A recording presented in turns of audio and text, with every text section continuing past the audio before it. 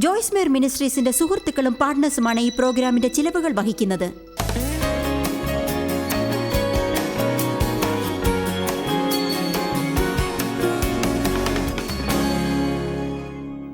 ഇന്ന് നിങ്ങളൊരു തീരുമാനമെടുക്കണമെന്ന് ഞാൻ ആഗ്രഹിക്കുന്നു. അതിലേത് ഭാഗത്തെയാണ് നിങ്ങൾ സന്തോഷിപ്പിക്കുക?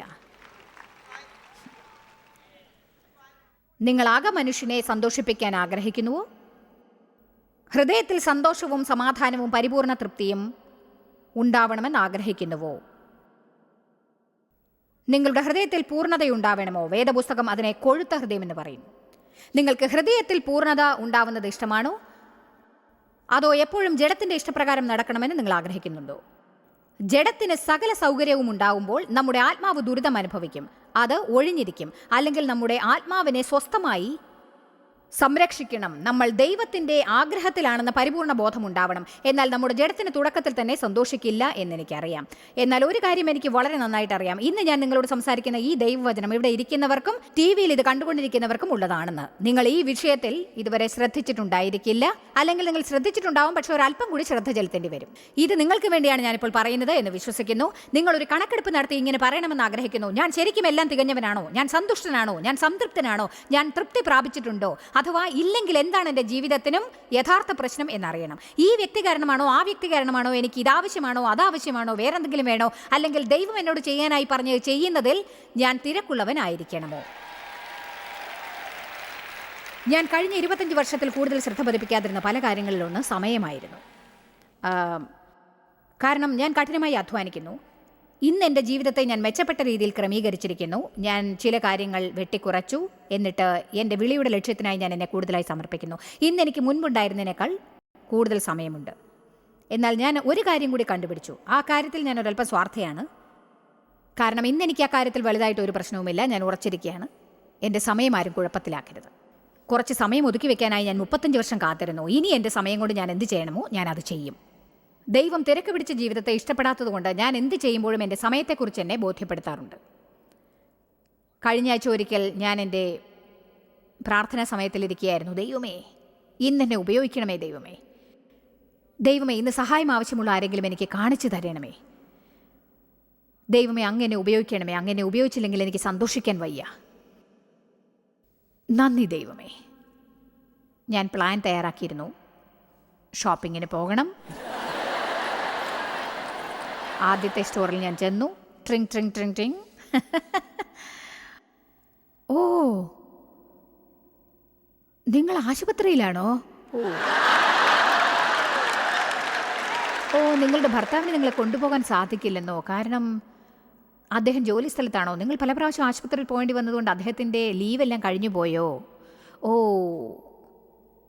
ഓ നിങ്ങൾ എങ്ങനെ വീട്ടിൽ പോകും?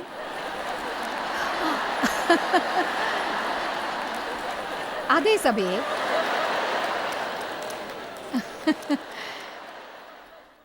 ഞാൻ ചെയ്തുകൊണ്ടിരുന്നത് നിർത്താൻ എനിക്ക് ഒട്ടും ആഗ്രഹമില്ലായിരുന്നു. പക്ഷേ പാദങ്ങൾ കഴുകാൻ ഞാൻ ബാധ്യസ്ഥയാണ്.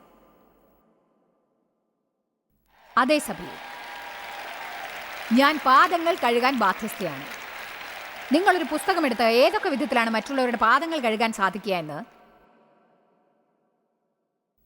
അതായത് മറ്റുള്ളവരെ സഹായിക്കാൻ സാധിക്കുക എന്ന് എഴുതി കണ്ടുപിടിക്കണം എന്ന് ഞാൻ അപേക്ഷിക്കുകയാണ്. മറ്റുള്ളവരെ എങ്ങനെ സഹായിക്കാം?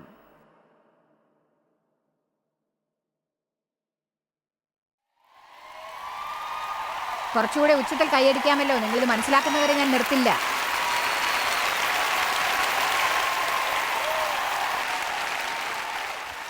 ഒരു വിവാഹ ജീവിതത്തിൽ ഇതെങ്ങനെ പ്രവർത്തിക്കുമെന്ന് കാണിച്ചു തരാം. കഴിഞ്ഞ ആഴ്ച ഒരിക്കൽ ഞാൻ ദിവസം മുഴുവനും ജോലി ചെയ്തു. ഡേവ് ഗോൾഫ് കളിക്കാനായി പോയി.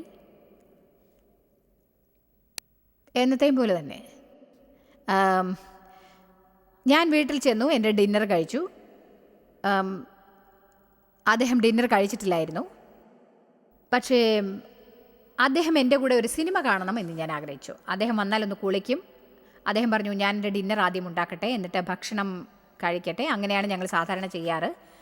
ഞാൻ എൻ്റെ ഭക്ഷണം കഴിക്കും, അദ്ദേഹം തൻ്റേത് തീരുമാനിച്ചോളും. പ്രത്യേകിച്ച് ഭക്ഷണത്തിന് ഞങ്ങൾ ഒരുമിച്ചില്ലാത്തപ്പോൾ. അതിനാൽ അന്ന് എനിക്ക് തോന്നി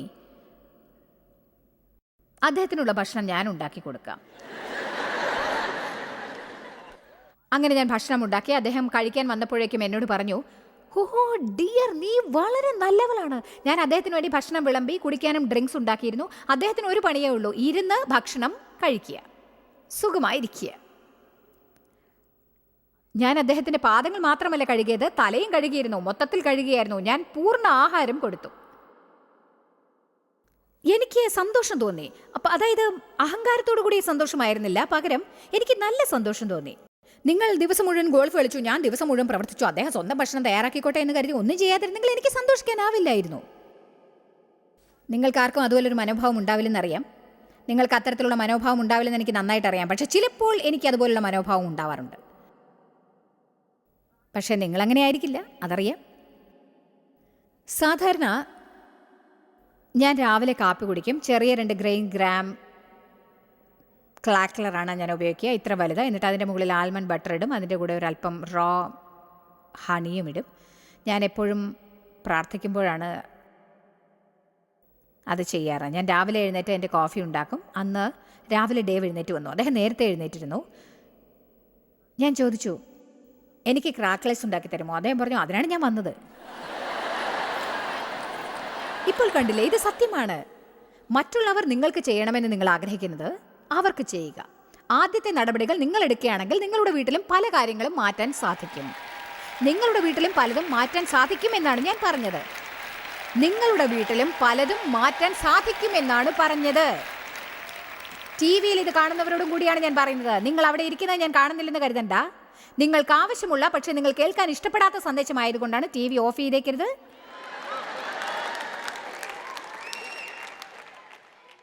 നിങ്ങളിപ്പോൾ എന്താണ് പറയാമെന്ന് എനിക്കറിയാം. ഞാൻ അങ്ങനെ ചെയ്യുമെന്ന് നിങ്ങൾ കരുതുന്നുണ്ടോ? ഞാനത് ചെയ്താൽ അദ്ദേഹം എന്നോട് പലതും പറയാൻ തുടങ്ങും, അതുകൊണ്ട് എന്നെ കൊണ്ടൊന്നും പറ്റില്ല അങ്ങനെ ചെയ്യാൻ. എന്നാൽ ഇപ്പോഴുള്ളതുപോലെ പെരുമാറി ദുരിതം അനുഭവിക്കുമെന്ന് എനിക്ക് പറയാനാവും. മറ്റൊന്നും പറയാൻ എനിക്ക് തോന്നുന്നില്ല. ഞാൻ പല വഴികൾ ശ്രമിച്ചു നോക്കിയിട്ടുണ്ട്. ഫലപ്രദമായ ഒരേ ഒരു വഴി ഇതാണെന്ന് പറയാൻ പറ്റും.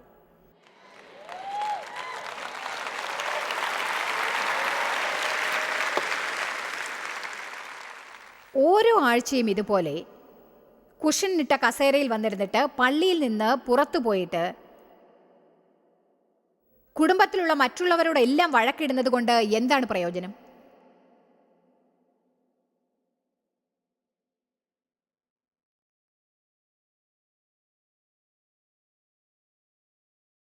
വീട്ടിലെത്തിയാൽ ഉച്ച മുഴുവനും മനസ്സ് വിഷമിക്കും. കാരണം നിങ്ങൾ അവരിൽ നിന്ന് പ്രതീക്ഷിക്കുന്നത് അവർ ചെയ്യുന്നില്ല.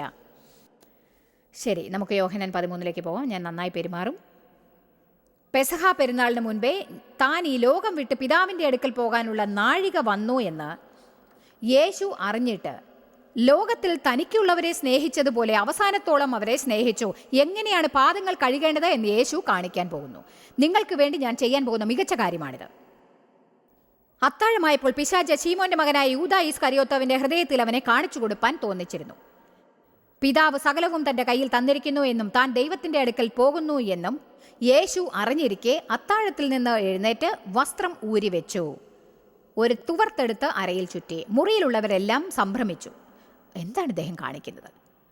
അവനൊരു പാത്രത്തിൽ വെള്ളം പകർന്ന് ശിഷ്യന്മാരുടെ കാലുകൾ കഴുകുവാനും അരയിൽ ചുറ്റിരുന്ന തുണി കൊണ്ട് തൂർത്തുവാനും തുടങ്ങി. അവൻ ശീമോൻ പത്രോസിന്റെ അടുക്കൽ വന്നപ്പോൾ അവനോട്, കർത്താവേ, എൻ്റെ കാൽ കഴുകുന്നുവോ എന്ന് ചോദിച്ചു. എൻ്റെ കാൽ നീ കഴുകുന്നുവോ? അവൻ എന്തുകൊണ്ടാണ് അങ്ങനെ ചിന്തിച്ചതെന്ന് എനിക്ക് ഊഹിക്കാം. അത് ഒരുപക്ഷെ പത്രോസിനുണ്ടായിരുന്ന നല്ല ചോദ്യമായിരിക്കാം അത്. യേശു അവനോട്, ഞാൻ ചെയ്യുന്നത് നീ ഇപ്പോൾ അറിയുന്നില്ല, പിന്നെ അറിയുമെന്ന് ഉത്തരം പറഞ്ഞു. നീ ഒരു നാളും എൻ്റെ കാൽ കഴുകുകയില്ല എന്ന് പത്രോസ് പറഞ്ഞു. നമ്മൾ പാദങ്ങൾ കഴുകാൻ മാത്രം പഠിച്ചാൽ പോരാ, ആരെങ്കിലും നിങ്ങളുടെ പാദങ്ങൾ കഴുകുവാൻ തുനിഞ്ഞാൽ അത് സ്വീകരിക്കാനും അറിയണം. അവിടെ മുകളിലിരിക്കുന്നവരെ എനിക്ക് നന്നായി കാണാൻ സാധിക്കും. നിങ്ങളവിടെ ഉണ്ടെന്ന് എനിക്കറിയാം. നിങ്ങൾക്ക് വേണ്ടിയും കൂടിയാണ് ഞാൻ പറയുന്നത്.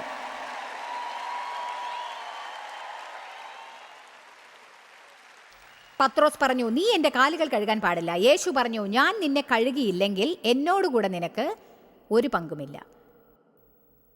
എൻ്റെ കൂടെ നിനക്ക് യാതൊരു പങ്കും ഉണ്ടാവുകയില്ല. ഞാൻ ഒന്ന് പറയട്ടെ, എൻ്റെ ജീവിതത്തിൽ ഒരുപാട് വൺ സൈഡഡ് റിലേഷൻഷിപ്സ് ഉണ്ടായിരുന്നു. ജനങ്ങൾ എന്നെ ഉപയോഗിച്ചു. അവരെല്ലാം എടുത്തു, ഒന്നും തിരികെ തന്നില്ല.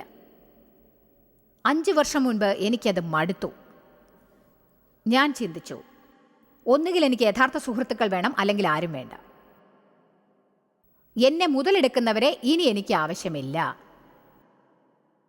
എന്നെ ഉപയോഗിക്കുന്നവരുടെ കൂടെ എനിക്കിനി ബന്ധമില്ല. സഹായം വേണ്ടപ്പെട്ടവരോടൊത്ത് അവർക്കൊരു ഉദാഹരണമായി ഇനി ഞാൻ അവരുമായി കൂട്ടുകൂടും. പക്ഷെ ഒന്നും ചെയ്യാതിരിക്കുന്നവരോടൊത്ത് യഥാർത്ഥ ബന്ധം സ്ഥാപിക്കാനാവില്ല. സ്നേഹം ഒരു പാഠമല്ല, അത് സംസാരമല്ല, അതൊരു പ്രസംഗമല്ല, എല്ലാവരും കേട്ട് ആമേൻ പറഞ്ഞ് ഒന്നും ചെയ്യാതെ വീട്ടിലേക്ക് മടങ്ങാനുള്ളതല്ല. സഭയെ, നിങ്ങൾക്ക് എന്തെങ്കിലും ലഭിക്കണമെന്നുണ്ടെങ്കിൽ ഇത് നിങ്ങൾ മനസ്സിലാക്കണം. നിങ്ങൾക്കിത് മനസ്സിലായോ? നമ്മളിത് മനസ്സിലാക്കാൻ ശ്രമിക്കണം. ഇത് വെറുതെ ആമേൻ കൊള്ളാം, ഇന്ന് സിസ്റ്റർ ജോയ്സ് ഒരു ഉഗ്രൻ സന്ദേശമാണ് നൽകിയത് എന്ന് പറയാനല്ല. അല്ല, നമ്മളിത് മനസ്സിലാക്കണം. നമ്മൾ ഇവിടെ നിന്ന് പോയി ഇങ്ങനെ പറയാൻ ആരംഭിക്കണം: ദൈവമേ, എന്നെ സഹായിക്കണമേ, എന്നെ പഠിപ്പിക്കണമേ. സ്നേഹത്തെക്കുറിച്ച് കിട്ടുന്ന പുസ്തകങ്ങൾ വായിക്കൂ. സ്നേഹത്തെയും മറ്റുള്ളവരെ സഹായിക്കുന്നതിനെയും ദാസനാവുന്നതിനെ കുറിച്ചുള്ള വചനങ്ങൾ ബൈബിളിൽ നിന്ന് എടുത്ത് വൃത്തിയായി അവ എഴുതി വെക്കുക. ഇത്തവണ നിങ്ങൾ കമ്പ്യൂട്ടർ ഉപയോഗിക്കരുത്, അത് വൃത്തിയായി എഴുതി വെക്കുക. അങ്ങനെ ചെയ്താൽ അത് നിങ്ങൾക്ക് നന്നായി മനസ്സിലാവും.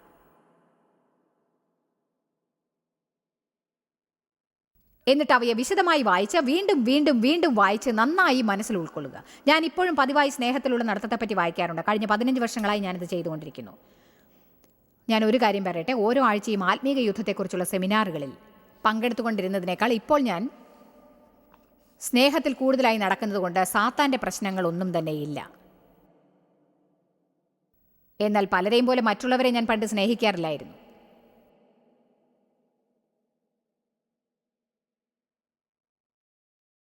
ഞാൻ സത്യം തുറന്നു പറയുന്നുണ്ടല്ലോ.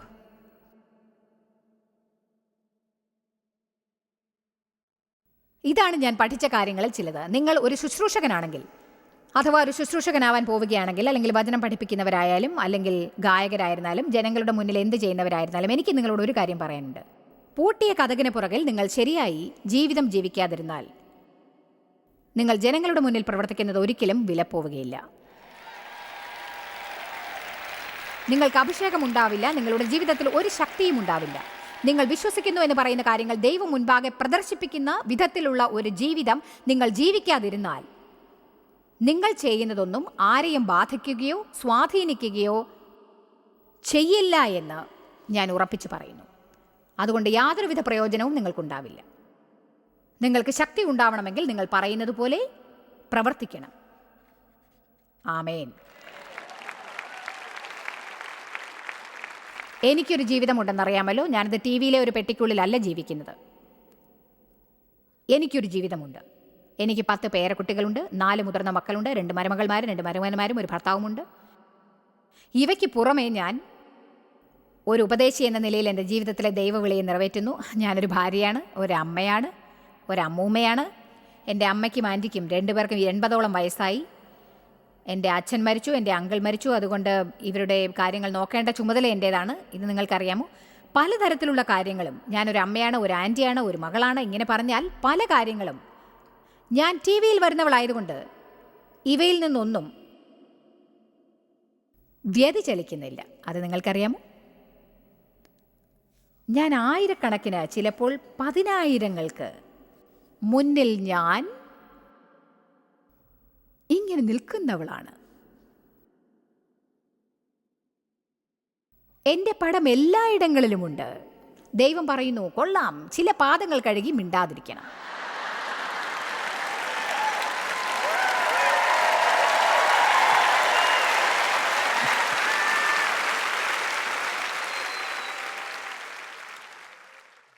ഞാനിതൊന്നും പെരുപ്പിച്ച് പറയുകയല്ല എന്നത് എന്നെ പരിചയമുള്ള നിങ്ങൾക്കെല്ലാം അറിയാമല്ലോ. ഞാനൊന്ന് പറയട്ടെ, ഇത് മനസ്സിലാക്കുന്നതിന് മുൻപ് വരെ ഞാൻ അസ്വസ്ഥത കൊണ്ട് മരിക്കുന്ന നിലയിലായിരുന്നു. കാരണം ദാസനാകുന്നത് നമുക്കിഷ്ടമാവില്ല. നാം അതിനെതിരെ പോരാടും. നമ്മുടെ ജഡത്തിന് ആ ജോലി ചെയ്യാൻ ആഗ്രഹമില്ല. വേദപുസ്തകം പറയുന്നു, കാലങ്ങൾക്കനുസരിച്ച് നാം മാറണമെന്ന്. അത് നമുക്ക് സൗകര്യപ്രദമായാലും അല്ലെങ്കിലും, നമുക്ക് നന്നായി തോന്നിയാലും ചീത്തയായി തോന്നിയാലും, എന്തായാലും നാം മനസ്സിലാക്കേണ്ട ഒരു കാര്യം ഇതാണ്: നാം പല അവസരങ്ങളെയും കൈവിട്ടു പോകാൻ അനുവദിക്കുന്നു. അവയൊന്നും അവസരങ്ങളായി നാം കാണുന്നില്ല, പകരം ഭാരമായിട്ടാണ് കാണുന്നത്. അവയെല്ലാം തടസ്സങ്ങളാണെന്ന് നാം കരുതുന്നു. യേശു ചെയ്ത ഓരോ അത്ഭുതവും എങ്ങോട്ടെങ്കിലും പോകുന്ന വഴിയിൽ വെച്ചാണ് ചെയ്തത്. അതിന് പലരും തടസ്സമുണ്ടാക്കിയിരുന്നു. ശരിയല്ലേ സഭയെ?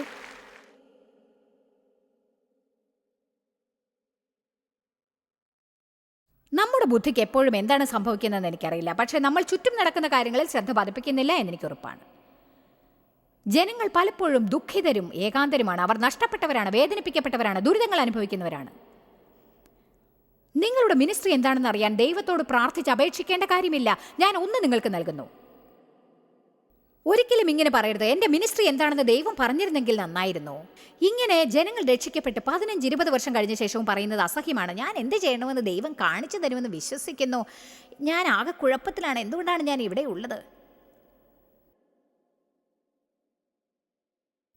ഏതായാലും ആസനം ചൂടുപിടിപ്പിക്കാനായിരിക്കില്ല. നമ്മുടെ എല്ലാം ഉള്ളിൽ ഈ വക ദുർമേധസ്സുള്ള ക്രിസ്ത്യാനികളുണ്ട്. ഞാൻ ഉള്ളിനെക്കുറിച്ചാണ് പറയുന്നത്. ഞാൻ ആരെയും നീരസപ്പെടുത്താനായി ശ്രമിക്കുകയല്ല. നമ്മുടെ ഹൃദയങ്ങൾ ദൈവവചനത്താൽ ദുർമേധസ്സുകൾ കൊണ്ട് തടിച്ചിരിക്കുന്നു. വചനം വചനം വചനം വചനം വചനം. സിസ്റ്റർ, നിങ്ങൾ എങ്ങോട്ടാണ് പോകുന്നത്? ഞാൻ വചനം കേൾക്കാനായി പള്ളിയിൽ പോവുകയാണ്. ഈ ആഴ്ച ഞാൻ വചനം കേൾക്കാൻ പോകുന്നു. ഈ ആഴ്ച ഞാൻ അനുഗ്രഹം നേടും. ഇന്നെനിക്ക് നല്ല തമാശയാണ്. ഹല്ലേലൂയ.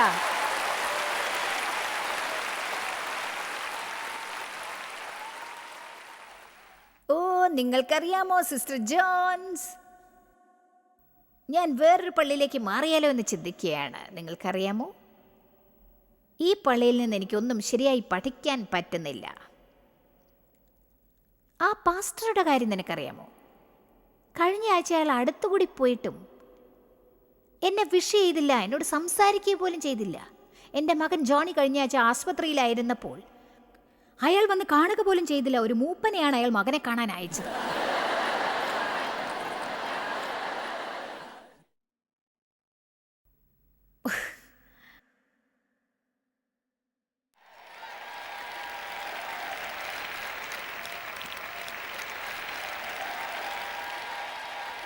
എന്തുകൊണ്ടാണിതെന്നറിയാമോ? കാരണം നമ്മുടെ ചിന്ത എപ്പോഴും എൻ്റെ കാര്യമോ എന്നാണ്. നിങ്ങൾ എന്നെ സന്തോഷിപ്പിക്കുന്നില്ല, എനിക്ക് വേണ്ടി നിങ്ങളൊന്നും ചെയ്യുന്നില്ല, ഞാൻ എൻ്റെ.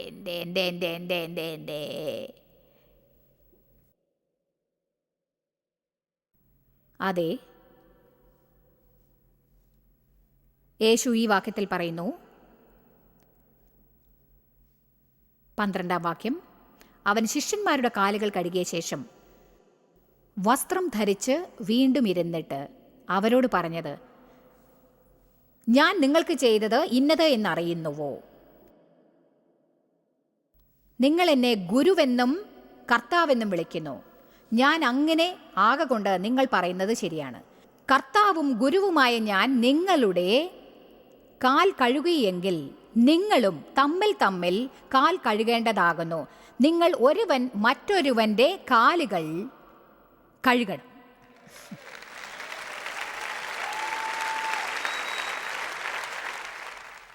ഞാൻ നിങ്ങൾക്ക് ചെയ്തതുപോലെ നിങ്ങളും ചെയ്യേണ്ടതിന് ഞാൻ നിങ്ങൾക്ക് ദൃഷ്ടാന്തം തന്നിരിക്കുന്നു. ആമേൻ ആമേൻ, ഞാൻ നിങ്ങളോട് പറയുന്നു, ദാസൻ യജമാനനേക്കാൾ വലിയവനല്ല, ഒരു ദൂതൻ തന്നെ അയച്ചവനേക്കാൾ വലിയവനുമല്ല എന്ന് നിങ്ങൾ അറിയുന്നു. അതായത് യേശു പറയുന്നു, ഞാൻ ഇങ്ങനെ ചെയ്താൽ നിങ്ങൾക്കും ചെയ്യാനാവും. ഇങ്ങനെ ചെയ്യുവാൻ എനിക്ക് സാധിച്ചില്ലെങ്കിൽ നിങ്ങൾക്കും ഇത് ശരിയായി ചെയ്യാനാവില്ല. പിന്നീട് 17-ാം വാക്യത്തിൽ പറയുന്നു, ഇതെന്നെ ചിന്താധീനയാക്കിയതാണ്. കാരണം എന്താണെന്നാൽ ഞാൻ സന്തോഷവതിയായ ക്രിസ്ത്യാനിയായിരുന്നില്ല. സന്തോഷത്തോടെ ഇരിക്കാൻ എനിക്ക് കുറെ കാലമെടുത്തു. ഒടുവിൽ അസന്തുഷ്ടിയായി ജീവിച്ച് എനിക്ക് മടുപ്പ് തോന്നി. അതുകൊണ്ട് ഞാൻ തന്നെയാണ് എന്നെ സന്തോഷിപ്പിക്കേണ്ടതെന്ന് ഞാൻ പലതിനെക്കുറിച്ച് ചിന്തിച്ചു. അവയെല്ലാം ഉണ്ടായിട്ടും എനിക്ക് സന്തോഷിക്കാൻ സാധിച്ചതേയില്ല. അപ്പോൾ ഞാൻ ദൈവത്തോട് കരയാൻ തുടങ്ങി, എന്തുകൊണ്ടാണ് എനിക്ക് സന്തോഷമില്ലാത്തത്? ദൈവം പറഞ്ഞു, നീ സ്വാർത്ഥിയായതുകൊണ്ട്. ഇത് നോക്കൂ, 17-ാം വാക്യം, ഇത് നിങ്ങൾ അറിയുന്നു എങ്കിൽ അതുപ്രകാരം ചെയ്താൽ ഭാഗ്യവാന്മാർ, അനുഗ്രഹിക്കപ്പെട്ടവർ. നിങ്ങൾ എല്ലാവരെയും കുറിച്ചല്ല ഞാൻ പറയുന്നത്. നിങ്ങൾക്ക് മനസ്സിലായോ? അനുഗ്രഹീതർ, പിന്നെന്താണ്? സന്തുഷ്ടർ. അനുഗ്രഹവും പിന്നെ സന്തോഷവും, അനുഗ്രഹവും പിന്നെ സന്തോഷവും, അനുഗ്രഹവും സന്തോഷവും. ഈ കാര്യങ്ങളെല്ലാം അറിഞ്ഞാൽ നിങ്ങൾ അവ ചെയ്യണം. പക്ഷെ ഞാൻ പറയട്ടെ, ഇന്ന് നിങ്ങൾ ഈ സന്ദേശം കേട്ടതിന് ശേഷം നിങ്ങളുടെ ജീവിതത്തിൽ എന്താണ് സംഭവിക്കാൻ പോകുന്നത്? നിങ്ങൾ ഇത് ചെയ്തില്ലെങ്കിൽ ഹോ, നിങ്ങളുടെ ദുരിതങ്ങൾ കൂടുകയേ ഉള്ളൂ.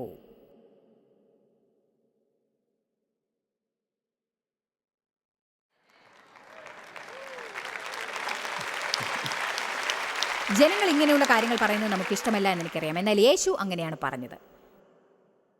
എന്തുകൊണ്ടാണ് അങ്ങനെ ചെയ്തതെന്ന് അറിയാമോ? കാരണം അവൻ അവരെ സ്നേഹിച്ചു. ഞാനും നിങ്ങളെ സ്നേഹിക്കുന്നുണ്ട്. ഇത് നിങ്ങളെ സഹായിക്കുമെങ്കിൽ ഞാൻ നിങ്ങളെ ഭ്രാന്ത് പിടിപ്പിക്കും. അതെ, ശരിയാണ്. ഞാനിങ്ങനെ പ്രസംഗിക്കുന്നത് നിർത്താനാവില്ല. ദൈവമാണ് ഇതെന്നോട് പറഞ്ഞിരിക്കുന്നത്. ദൈവം എന്നോട് പറയാൻ പറഞ്ഞ് ഞാൻ പറഞ്ഞേ തീരൂ. ഞാനിത് നിങ്ങളോട് സ്നേഹത്തോടെയാണ് പറയുന്നത്. ദൈവം എന്നോട് പറയാത്ത ഒന്നും ഞാൻ നിങ്ങളോട് പറയുന്നതുമില്ല. ഞാൻ ആ സ്ഥിതിയിലായിരുന്നു. അങ്ങനെ നടന്നിട്ടുണ്ട്. അസന്തുഷ്ടരായ ക്രിസ്ത്യാനികളെ എനിക്ക് സഹിക്കാനാവില്ല.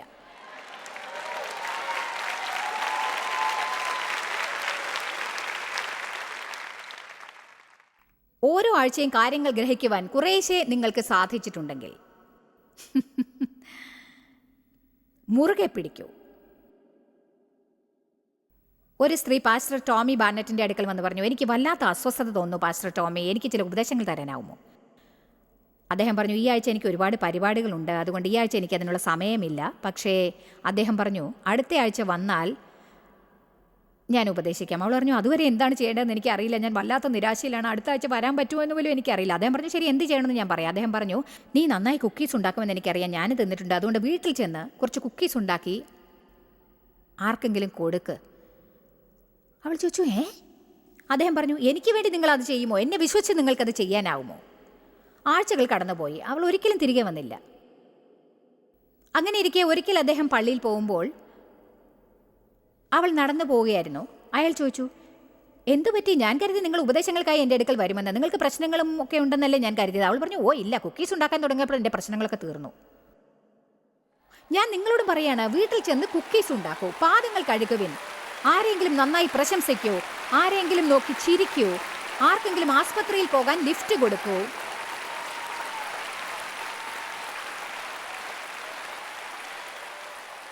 കണ്ടില്ലേ, അതിനെക്കുറിച്ച് ചിന്തിക്കുമ്പോൾ തന്നെ നിങ്ങൾക്ക് സന്തോഷം അടക്കാനാവുന്നില്ല അല്ലേ? ഇവിടെ സംഘടിതമായ കാര്യങ്ങൾ നടക്കുന്നെന്ന് നിങ്ങൾക്കറിയാം. വിളക്കുകൾ പ്രകാശിക്കുന്നു, ഞാൻ നല്ലോണം പ്രസംഗിക്കുന്നു, സംഗീതം കേൾക്കുന്നു, അതിനാൽ നിങ്ങൾ കരുതും അതെ. എന്നാൽ നിങ്ങൾ വീട്ടിലെത്തുന്നവരെ കാത്തിരിക്കൂ. രാവിലെ എഴുന്നേറ്റ് നിങ്ങളുടെ ഹോർമോൺസ് ബെഡിൽ തന്നെ കിടക്കുന്നത് വരെ കാത്തിരിക്കൂ.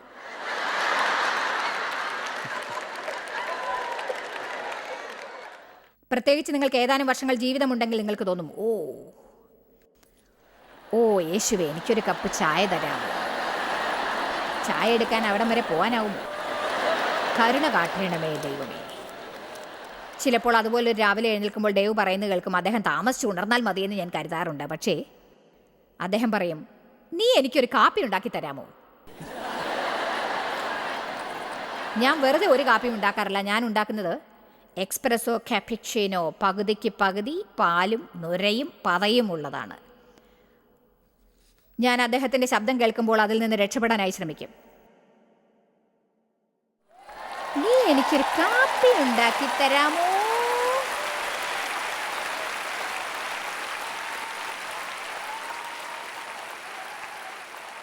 പക്ഷേ സങ്കടം എന്താണെന്ന് വെച്ചാൽ, കാപ്പി ഉണ്ടാക്കാൻ ശ്രമിച്ചാലും അത് ഉണ്ടാക്കുന്നതിൽ അദ്ദേഹത്തിന് ചില നിയമങ്ങൾ ഉണ്ട്.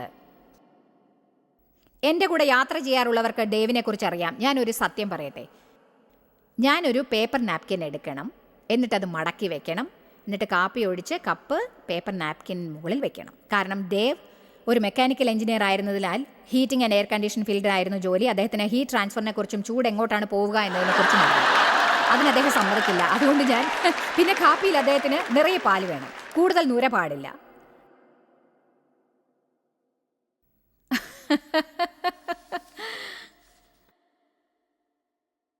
അപ്പോഴാണ് ഈ സന്ദേശം ഞാൻ ഓർമ്മിക്കേണ്ടി വരിക. അപ്പോഴാണ് ആ പരിതസ്ഥിതിയിൽ ഇങ്ങനെ പറയാനാവുമോ എന്നറിയേണ്ടത്. ആമേൻ സിസ്റ്റർ ജോയ്. ഞാൻ ഇന്ന് പാദങ്ങൾ കഴുകാം. ദൈവത്തെ സംബന്ധിച്ച യഥാർത്ഥ മഹത്വം മറ്റുള്ളവർക്ക് നല്ലത് ചെയ്തു കൊടുക്കുക എന്നുള്ളതാണ്. നമ്മൾ മറ്റുള്ളവരോട് പെരുമാറുന്നത് വളരെ പ്രധാനപ്പെട്ടതാണ്. അതിനായി നമ്മൾ ത്യാഗം സഹിക്കേണ്ടി വന്നാലും അതിന് നാം സന്നദ്ധരാവണം.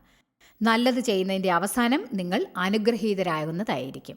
യോഹന്നാൻ 13:17 മറ്റുള്ളവർക്ക് അനുഗ്രഹമാവുന്നത് എങ്ങനെ എന്ന് പഠിപ്പിക്കുന്നു. ഇത് നിങ്ങൾ അറിയുന്നു എങ്കിൽ അത് പ്രകാരം ചെയ്യുകയാണെങ്കിൽ നിങ്ങൾ ഭാഗ്യവാന്മാർ. അതിനാൽ നമ്മൾ എപ്പോഴും മറ്റുള്ളവരെ സഹായിക്കുന്നു എന്ന് ഉറപ്പാക്കേണ്ടതാണ്. ജോയ്സ് മേയറുടെ ശുശ്രൂഷാ കേന്ദ്രത്തിൽ നിങ്ങൾ അറിഞ്ഞതിനേക്കാൾ നിങ്ങൾ ഞങ്ങൾക്ക് വളരെ പ്രിയപ്പെട്ടവരാണ്. ലോകം മുഴുവൻ ഈ ശുശ്രൂഷാ കേന്ദ്രത്തെ നടത്താൻ സഹായിച്ചതിൽ എല്ലാവർക്കും വളരെ നന്ദി. നമ്മൾ ഒരുമിച്ച് വിശക്കുന്നവർക്ക് ആഹാരം കൊടുക്കുന്നു, പാവപ്പെട്ടവർക്ക് വസ്ത്രങ്ങൾ കൊടുക്കുന്നു, എല്ലാ ദേശത്തേക്കും സന്ദേശങ്ങൾ അറിയിക്കുന്നു. ഞങ്ങൾ നിങ്ങളോട് അപേക്ഷിക്കുകയാണ്, ഞങ്ങളോട് ബന്ധപ്പെടുക joycemeyer.org. നിങ്ങളുടെ പ്രാർത്ഥനകളും അപേക്ഷകളും പകർന്നുകൊള്ളാൻ, അതിനെപ്പറ്റി കൂടുതൽ അറിയുവാൻ, ജോയ്സിന്റെ പൊതുയോഗ വിവരപ്പട്ടിക ലോകം മുഴുവൻ ക്രിസ്തുവിന്റെ സ്നേഹം പകരാൻ ഞങ്ങളോട് പങ്കുചേരുക. ജോയ്സ് മേയർ മിനിസ്ട്രീസിന്റെ സുഹൃത്തുക്കളും പാർട്ട്നേഴ്സുമാണ് ഈ പ്രോഗ്രാമിന്റെ ചിലവുകൾ വഹിക്കുന്നത്.